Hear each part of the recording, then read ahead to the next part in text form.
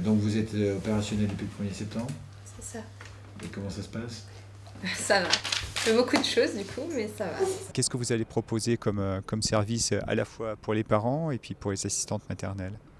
Donc les parents pourront venir me voir pour trouver les contrats de travail, les contrats d'accueil des assistantes maternelles. Je vais leur proposer les différents modes de garde qu'il y a sur le secteur. Et les assistantes maternelles pour retrouver donc un lieu d'écoute, d'animation et d'information. Donc il y aura des ateliers d'éveil qui seront proposés les mardis matins et un jeudi sur 2. Le premier vice-président de la communauté d'agglomération.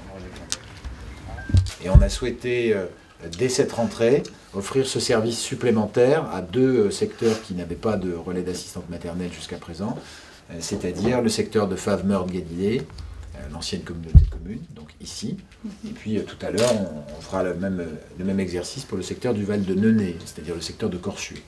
C'est un geste fort d'attractivité et de service qu'on offre en plus aux habitants de cette vallée, avec la création de ce relais d'assistante maternelle. C'est d'un budget qui est non négligeable, puisque à l'échelle de l'agglomération, sur une année pleine, l'année prochaine, 2018, c'est plus de 270 000 € que l'agglomération consacrera au relais d'assistante maternelle, c'est-à-dire aux accueils qu'on offre et aux renseignements qu'on offre aux parents pour faire garder leurs enfants. Est-ce qu'il faut obligatoirement habiter sur ce secteur géographique pour bénéficier de vos services? Non, alors du coup c'est un RAM de la communauté d'agglomération, donc on peut tout à fait être mobile sur l'ensemble de la communauté d'agglomération. Bon, après le secteur Favre, c'est un ensemble de 20 communes, donc je vais plutôt travailler à destination des assistantes maternelles de ce secteur qui sont à environ 70. Il faut s'adapter aux mobilités des gens, pas forcément à l'endroit où ils habitent, mais à l'endroit où...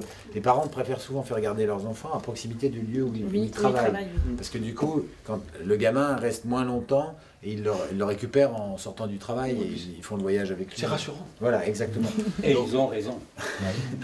C'est rassurant aussi. Donc il faut pouvoir organiser les choses en fonction de ces flux, c'est naturel.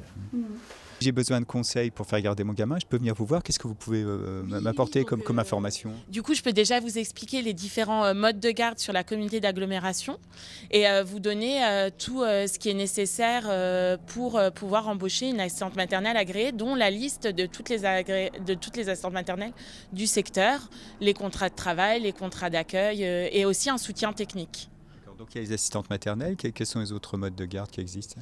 Et du coup, il y a des modes de garde collectifs. Il y a par exemple la maison de l'enfance à Françoise-Dolto ou la crèche, la micro-crèche de Saint-Léonard. Il y a aussi des crèches associatives et il y a aussi de la garde à domicile.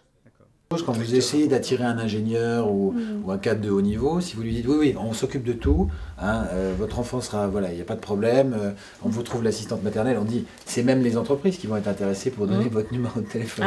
Voilà. Vous pouvez appeler telle personne, tout va bien, voilà, c'est pas compliqué, vous voyez, vous n'êtes pas à la ville, mais quand même, vous pouvez, ça peut bien se passer. Les mêmes services presque.